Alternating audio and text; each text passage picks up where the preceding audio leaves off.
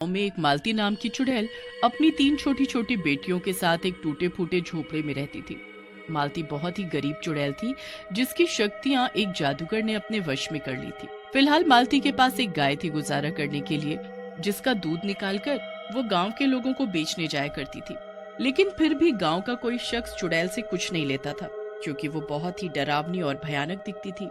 एक दिन गाय को चारा ठीक से ना खिला पाने की वजह से वो भी मर जाती है। अब मैं क्या करूं? ये गाय ही थी जिसकी वजह से मैं अपने बच्चों का पेट भर पा रही थी। अब क्या होगा? कहां से खिलाऊंगी इन्हें? मेरे पास तो इतने पैसे भी नहीं कि मैं दूसरी गाय खरीद सकूं। माँ, तुम रोती हुई बिल्कुल भी अच्छी नहीं लगती। देखो ना, तुम्हें रोता देख सिया और खुशबू भी रोने लगे। नहीं नहीं, मेरी बच्चियों रो मत। अब तुम्हारी माँ नहीं रोएगी। चलो अब चुप हो जाओ। अब और क्या कर सकते हैं? किस्मत में दुख लिखा है तो भोगना तो पड़ेगा ही। तभी सभी बच्चे अपनी माँ से खाना मांगने लगते हैं। माँ, बहुत भूख लगी है, कुछ खाने को दो ना। मुझे भी खाना दो, मुझको भी भूख लगी है। अरे, मैं तो इस गाय के चक्कर में सब भूल ही गई कि घर में तो अन्न का एक दाना भी नहीं है। आज भी दूध नहीं बिका तो पैसे कहाँ से आएंगे, और पैसे नहीं होंगे तो खाना कहाँ से आएगा? ओह, अब मैं अपनी बच्चियों को क्या खिलाऊं? कहाँ से लाऊंगी बिना पैसों के खाना? ऐसा करती हूँ, पड़ोस से थोड़ा खाना मांग लेती हूँ। मालती अपनी बेटियों के लिए दूसरे घर जाकर खाना मांगने लगती है। कुछ खाने के लिए दे दो, मेरी बेटियां भूखी हैं।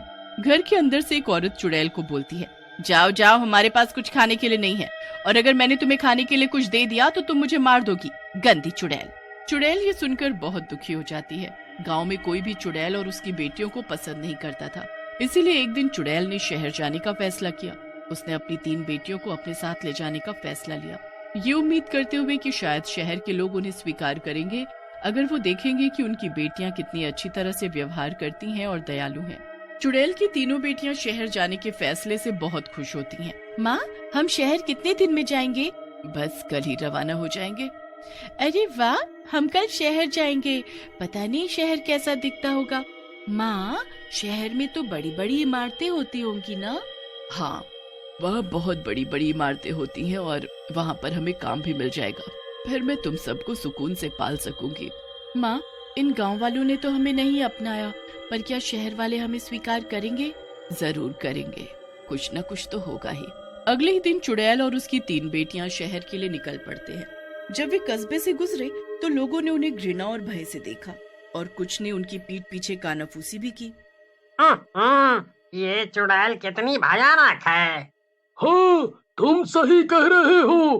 कहीं ये चुड़ैल पूरे शहर में कोई मुसीबत ना ला दे। हाँ। चुड़ैल की तीनों बेटियां सबकी बातें सुन रही होती हैं। माँ, मुझे तो नहीं लगता कि इस शहर में भी लोग हमें स्वीकार करेंगे। अब हमारा क्या होगा? अब तो हम वापस गांव भी नहीं जा सकते। अचानक से उनके सामने एक जादूगर बूढ़ा आदमी आ जाता है। अरे वाह, देखो तो हमारे शहर में कौन आया है। एक अच्छी चुड़ैल और उसकी प्यारी प्यारी 3 बेटियां भी हैं। माँ, ये अंकल तो बहुत अच्छे हैं, हमसे कितनी अच्छे से बातें कर रहे हैं। माँ, क्या ये अंकल आपको जानते हैं? नहीं बेटा, मैं इन्हें नहीं जानती, पर इतनी तसल्ली है कि कोई तो हमसे अच्छे से व्यवहार कर रहा है। तभी बूढ़ा जादूगर अपनी झोली में से चुड़ैल की तीनों बेटियों को एक जादुई रत्न की माला देता है। ये लो बच्चियों, ये एक जादुई रत्न है। इसे तुम हमेशा अपने गले में पहन कर रखना। ये तुम सबकी पूरे वक्त में हिफाजत करेगा। अरे वाह, ये तो बहुत सुंदर है। कितना चमकदार है। हाँ, ये बहुत सुंदर है अंकल। आपका बहुत बहुत शुक्रिया इस कीमती तोहफे का। मैं जानता हूँ इस शहर के लोग तुम्हारे बारे में क्या सोचते हैं। तुम्हारा यहाँ रहना मुश्किल हो सकता है, इसीलिए मैंने तुम्हें रत्न दिए हैं। लेकिन इसका ध्यान से इस्तेमाल करना। ये बहुत शक्तिशाली रत्न है। जी, आपने जैसा कहा वैसा ही होगा। मैं बच्चियों को समझा दूंगी। इतना कहकर वो बूढ़ा जादूगर वहाँ से गायब हो जाता है। थोड़ी ही देर बाद वहाँ रात हो जाती है, लेकिन चुड़ैल और उसकी बेटियों को रहने के लिए कोई जगह नहीं मिलती। माँ, मैं बहुत थक चुकी हूँ, मैं भी बहुत थक चुकी हूँ। बस जैसे ही कहीं ठहरने की जगह मिलती है हम वहाँ आराम करेंगे। चुड़ैल और उसकी बेटियां चलते चलते एक सुनसान रास्ते पर आ जाती हैं। तभी एक बड़ा भयानक सा भूत उनके सामने आ जाता है। अरे वाह, इतने दिनों बाद मुझे कोई शिकार मिला है, वो भी इतने सारे। हमारा रास्ता छोड़ो। अरे ऐसे कैसे जाने दूं?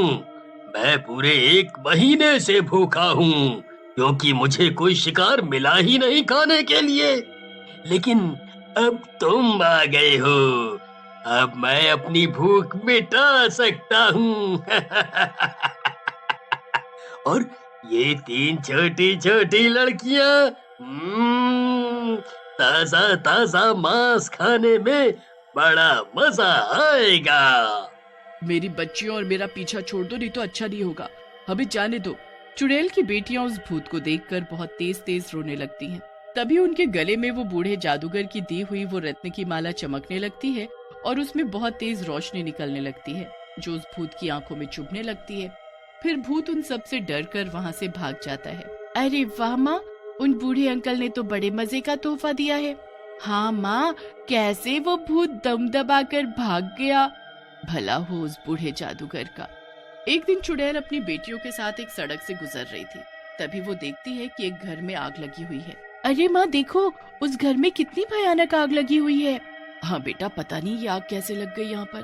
तभी चुड़ैल देखती है कि एक औरत उस घर के बाहर खड़े होकर मदद के लिए लोगों को पुकार रही है। मेरी मदद करो, मेरी बेटी अंदर उस घर में है, मेरी मदद करो। माँ, हमें उनकी मदद करनी चाहिए।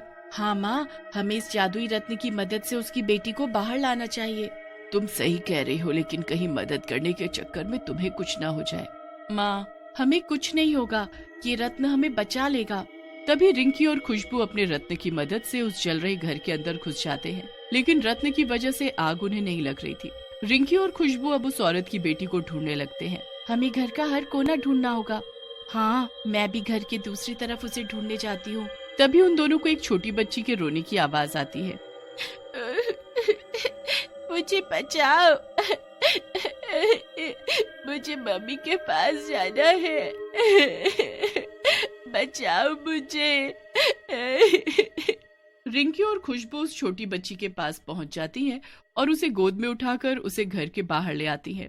मेरी बच्ची, तुम्हें कुछ हुआ तो नहीं? कहीं चोट तो नहीं लगी? नहीं माँ, मैं बिल्कुल ठीक हूँ।